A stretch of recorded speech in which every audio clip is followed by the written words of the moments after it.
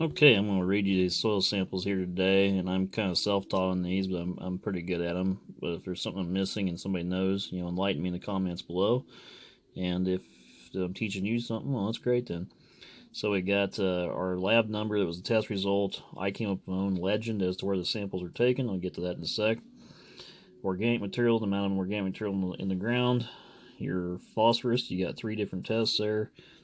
Potassium, magnesium, calcium. I don't test for salt in our soil, sodium, because we don't have it. Soil pH, buffering index, cation exchange capacity, and then all your base saturation levels. Sulfur, zinc, I did not pay for these following tests. There we go, we can get the focus. You're going to see these results in the tests there. AC 1, 2, and 3. It's a 120 acre farm outlined. What I did is I broke it up into 3 quadrants based on kind of the ground location.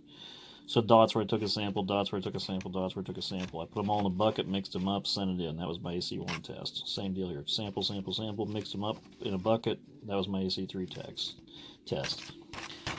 If you, at least for our particular area, want to do grid sampling, what they do is they base on every 3 acres. They do like these 15-foot circles, and they put it in a bucket, 15-foot circle in a bucket, 15-foot circle in a bucket, 15-foot circle in a bucket, until they get 3 acres. They mix it up, send it in. That's one sample.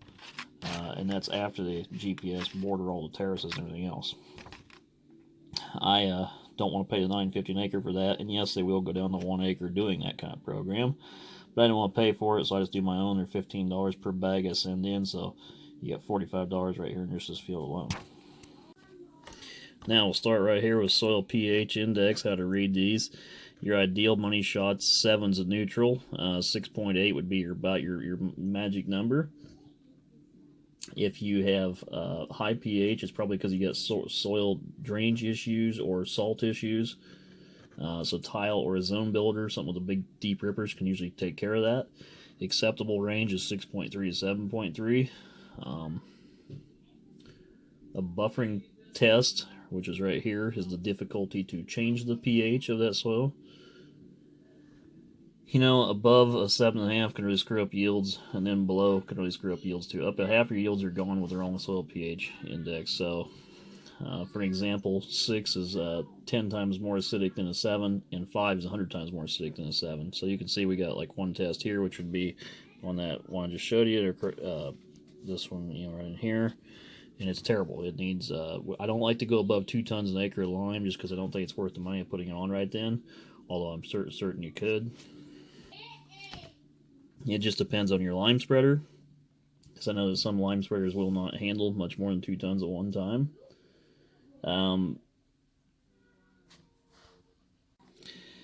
Soil pHs greatly affect your phosphorus test. So you got phosphorus test, so P1, which is a weak bray. And a weak bray is the amount available to the plants. A strong bray is the total amount, and then the Olsen bicarbonate test. Olsen bicarbonate test, which I don't pay for, you would only use this test if your pH is above 7, which we only have one sample, and I think that's kind of a phony baloney sample just because of where I probably drew it out at.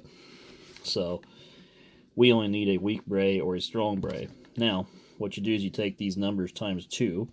So, for example, we would have in this B1 test here, 33, so times 2, that's 66 pounds available. So we are short on pounds available to the plant, is what that means for corn production.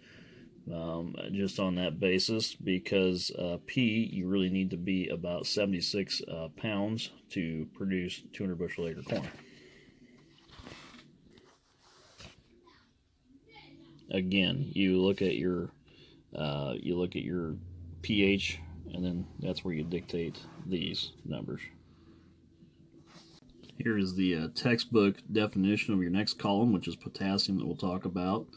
And if you have high magnesium, which we do around here, which magnesium technically is what you need to get your crop up in an even stand, but that's also what can disrupt the levels of your base saturation. So your base saturation test is greatly going to affect it. So that's where we come down here to this column. And again, we have our calcium and our hydrogen. And the reason we have high hydrogen goes back to that soil pH of neutraling it out. Up to 10% is acceptable. We like it to see it at 0, so that's where this number is going to come into play. So if we had proper liming on, it would come down. With our K on, we're going to look for a 4 to 8% number in this column.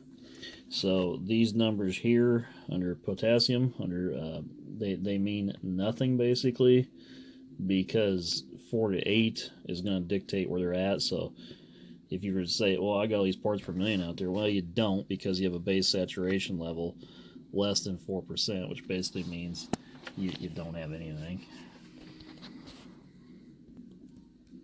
So take a look at your magnesium and calcium. If they're a high number and you have less than 4% over here, then you need to put on potassium. So our numbers are calcium range 65 to 80%, magnesium range 12 to 15%, potassium range 4 to 8%, our salts under 1%, and our hydrogen we like to stay below 10%.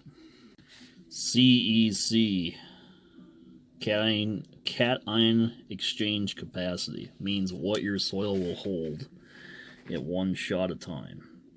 And how you read that, you take that number times 10.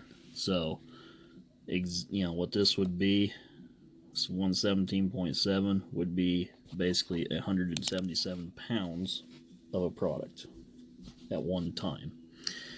The old adage, I had an idiot tell me one time that said, hey, just go throw out your 250 pounds of the anhydrous toolbar. It wouldn't work because your soil's only going to retain, like of this particular sample, 177 pounds. I've seen sand pockets that only will retain maybe 140 pounds of nitrogen at one time. That's an important number to know to dictate as to what you do with the rest of this. So start out by looking at your soil pH, determine where you're at so you know which column to read. Come in here with your cation exchange capacity, which is going to be dictated by your organic material, which, if you can tell by ours, are more clay type soils. Then have your base saturation tests, determine where you're at with your other numbers. Cation exchange, 0 to 4 or 0 to 10, would be light soils. 10 to 24 would be medium soils, and then 25 plus are your heavier soils. So when you say you're going to throw dry P and K out there, and then you're going to put on anhydrous, you're going to look at that base saturation level. Your anhydrous is actually only 83% actual product. It's only 83% natural N. Or when you're doing a monoammonium phosphate or diammonium phosphate, depending on it, 1846O on diammonium or 1152O on monoammonium, meaning 11 would be your parts of nitrogen and 52% phosphorus.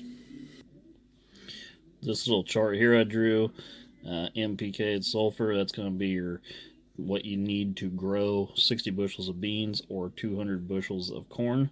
Of course, soybeans actually require more N, but they have their own nitrogen fixation nodules, so you do not need to put any in there. The old adage of 1 pound of nitrogen per bushel of soybeans is kind of a crock. I think Iowa State now has said it's around like 60 bushel beans is about 35 to 40 pounds an acre of nitrogen. And that does break down fairly quickly. So let's read this sample here of our particular farm, or parts of our particular farm, page 1 anyway. We come in here to our organic material, not super high, but you can tell we got clays. You can also see from some of these tests here, because the soil index is below 7, we're going to be using here's available, here's the total. So their total is not always available to what's going to be able to use the plant, and oftentimes we don't have enough here. So again, 10 times 2 is about 20 pounds the acre. We're going to need more phosphorus going on, and our K. We're not going to look at these numbers here because we're going to go over here to our base saturation, and anything under 4 is going to require to have put on K. So you're going to be able to use some of this.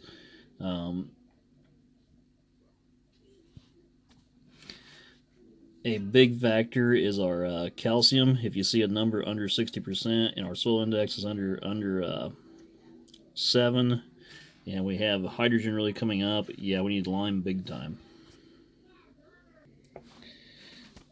I think if you had a lot of manure that could go on your soil, I need to get some hog manure. If I had some hog manure, I could really probably get this organic material up, and no-till will help yield that as well.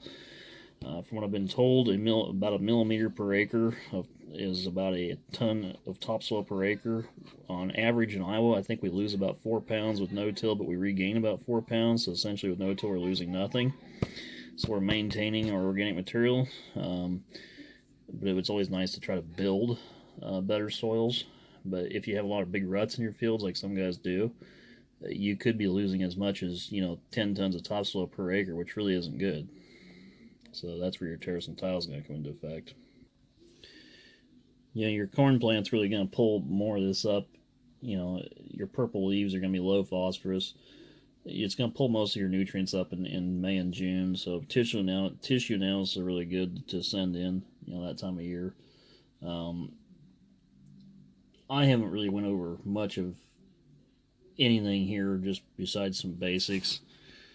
And there's a lot more to discuss on these, but I think I'm going to kind of just end the video here, and hopefully as the channel continues to grow and as the year progresses, I'll be able to do more of these agronomy type videos with you. But hopefully this kind of gives you a broad overview of just general how to read these, or what I've learned how to read them. So as you can tell, you guys are going to get some fertilizer spreading videos, because we got a lot of stuff that needs to be attended to on our farm. Anyway, thanks for watching.